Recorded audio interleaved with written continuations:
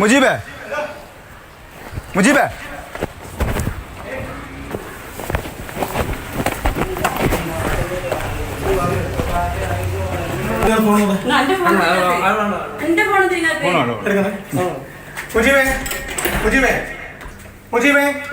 വാതിലേശം പൊളിഞ്ഞു വാതിലേശം പൊളിഞ്ഞു മുജീബേ മുജീബ് മുജീബ്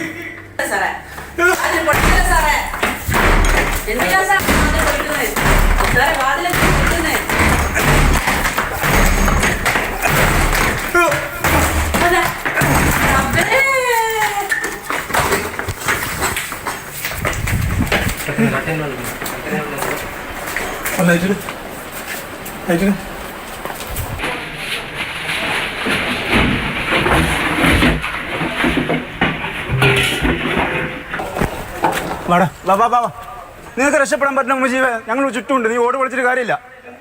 മുജീബേ മുജീബേ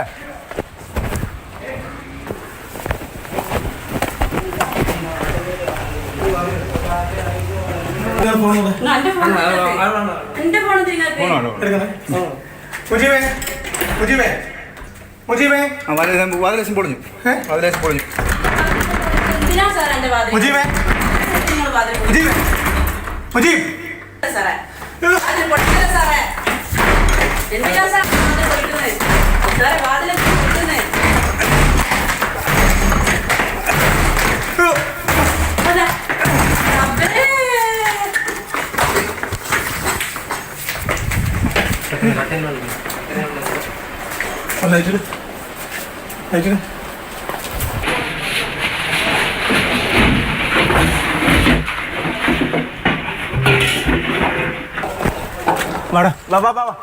നിനക്ക് രക്ഷപ്പെടാൻ പറ്റണം മുജീബേ, ഞങ്ങൾ ചുറ്റുമുണ്ട്, നീ ഓട് വിളിച്ചിട്ട് കാര്യമില്ല. രാഹുൽ കെ വി വിവരങ്ങളുമായിട്ട്. രാഹുൽ, ഇയാൾ കൊടും ക്രിമിനലാണ്. 50-55 കേസുകൾ ഇതിനകം തന്നെ ഇയാളുടെ പേരിൽ രജിസ്റ്റർ ചെയ്യപ്പെട്ടിട്ടുണ്ട്. ഇയാളെ പിടികൂടുന്ന, ഒടുവിൽ പേരാമ്പ്ര അനു കൊലക്കേസിൽ പിടികൂടുന്ന ദൃശ്യങ്ങളാണ് നമ്മൾ ഈ കണ്ടുകൊണ്ടിരിക്കുന്നത്. എത്രത്തോളം ക്രിമിനൽ സ്വഭാവമുള്ള ആളാണ്, മുൻപരിചയമുള്ള ആളാണെന്നൊക്കെ തെളിയിക്കുന്ന തരത്തിലൂടെയുള്ള ദൃശ്യങ്ങളാണല്ലോ ഇപ്പോൾ കണ്ടുകൊണ്ടിരിക്കുന്നത്.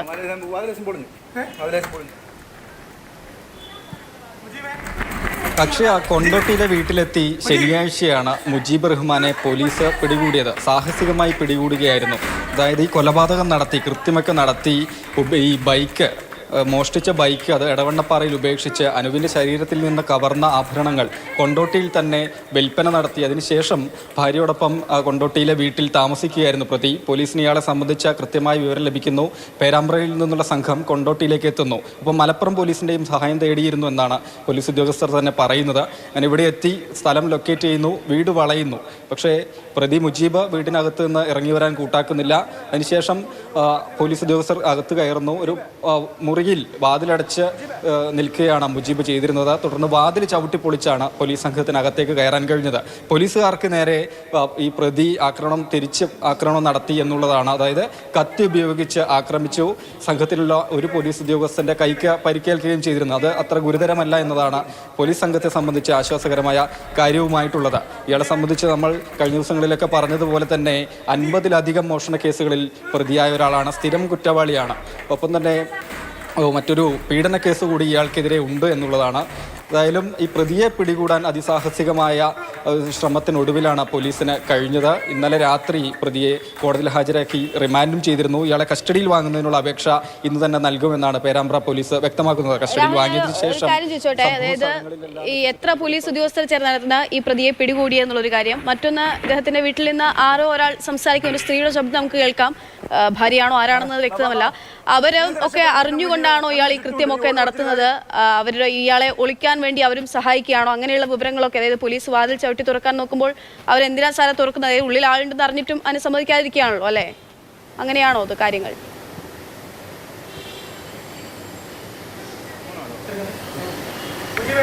പക്ഷേ അതായത് ഈ പ്രതി 2 വിവാഹം കഴിച്ചിട്ടുണ്ട് എന്നുള്ളതാണ്. ഒന്ന് കണ്ണൂർ ജില്ലയിലെ മട്ടന്നൂരിലാണ്, മറ്റൊന്ന് നമ്മൾ ഈ പറഞ്ഞ കൊണ്ടോട്ടിയിലാണ്. 2 സ്ഥലങ്ങളിലും മാറി മാറി താമസിക്കാറുണ്ടായിരുന്നു എന്നാണ് പോലീസ് സംഘം നൽകുന്ന വിവരം.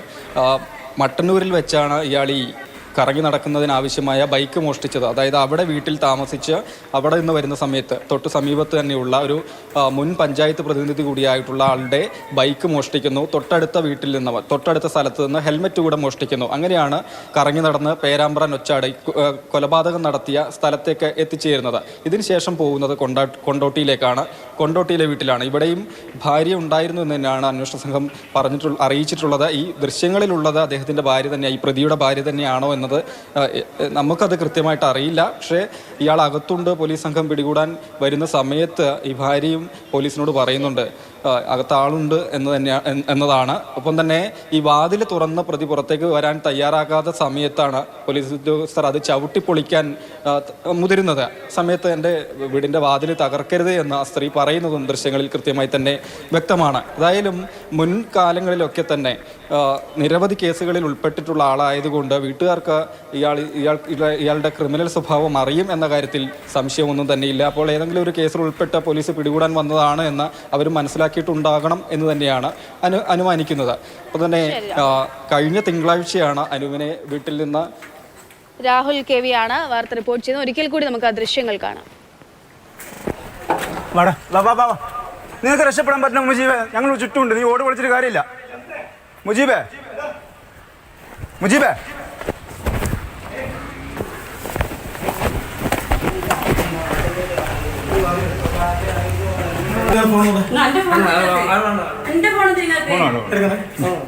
മുജീബേ, മുജീബേ, മുജീബേ, വാതിലേശം പൊളിഞ്ഞു, വാതിലേശം പൊളിഞ്ഞു. മുജീബേ, മുജീബേ, മുജീബ്,